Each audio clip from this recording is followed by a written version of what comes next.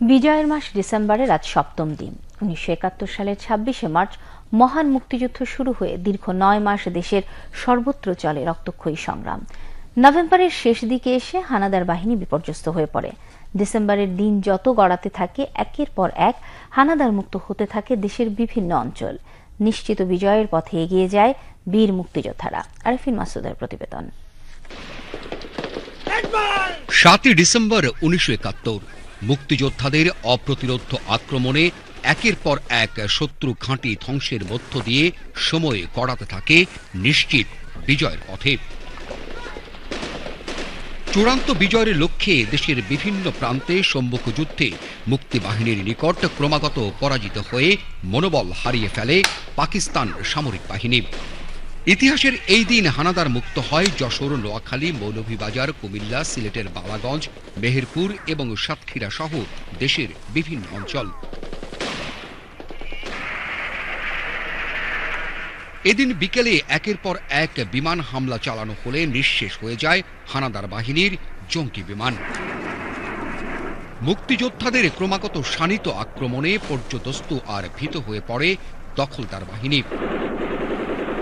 রণাঙ্গনের যোদ্ধারা বলছেন, সশস্ত্র মুক্তি বাহিনীর সঙ্গে দেশের মানুষের সর্বাত্মক সহযোগিতা বিজয় অর্জনকে করেছে ত্বরান্বিত। যেভাবে লালন পালন করেছে বাংলাদেশের মানুষ তৎকালীন যুদ্ধের মধ্যে ৭১-এ, এটা একটা গণযুদ্ধ ছিল, সবাই যুদ্ধ করেছে, সবাই হয়তো অস্ত্র হাতে নিয়ে যুদ্ধ করেনি, কিন্তু সবাই এটার মধ্যে পার্টিসিপেট করেছে, সবাই চেয়েছে। জনগণ যদি এভাবে না চাইতো তাহলে দেশটা তখন স্বাধীন হয় না। এই বীর মুক্তিযোদ্ধা বলেন, এই যুদ্ধের ৯৫% মুক্তিযোদ্ধাই ছিলেন তৃণমূল থেকে উঠে আসা অতি সাধারণ ঘরের মানুষ। আমি ৯ মাস যুদ্ধের মাঠে ছিলাম, আমার বড় ভাই সেও ছিল, আমার মেজ ভাই সেও ছিল। ৯৫% মুক্তিযোদ্ধারা ছিল গরিব ঘরের। তারা তার রিক্সাটা রেখে মুক্তিযুদ্ধে এসছে, তারা ধান কাটা বন্ধ করে কাছে দিয়েটা রেখে মুক্তিযুদ্ধে আসছে। ৯ মাস যুদ্ধ চললো, তার বীরত্বের সাথে যুদ্ধ করলো, প্রাণ দিল, কত জায়গায় ভীষণভাবে পাকিস্তানিদেরকে পরাস্ত করলো। কেউ তাদের কাছে কোনোদিন গেল না, কেউ জিজ্ঞাসা করলো না। মুক্তিযোদ্ধাদের কাছ থেকে মুক্তিযুদ্ধটাকে ছিনতাই করে নিয়ে গেল আওয়ামী লীগ, যুদ্ধ না করে। আমাদের বীরত্ব, আমাদের আত্মত্যাগ, আমাদের কথা, আমাদের ব্যথা আমরা কোনোদিন বলতে পারি নাই যোদ্ধা হিসেবে, এই আওয়ামী লীগের কারণে, এই আওয়ামী লীগের জন্য।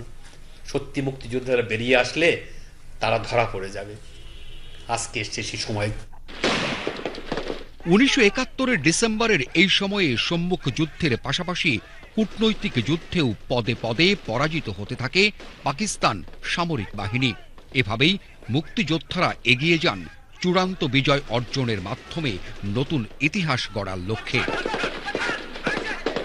আরিফিন মাসুদ, বাংলাদেশ টেলিভিশন, ঢাকা।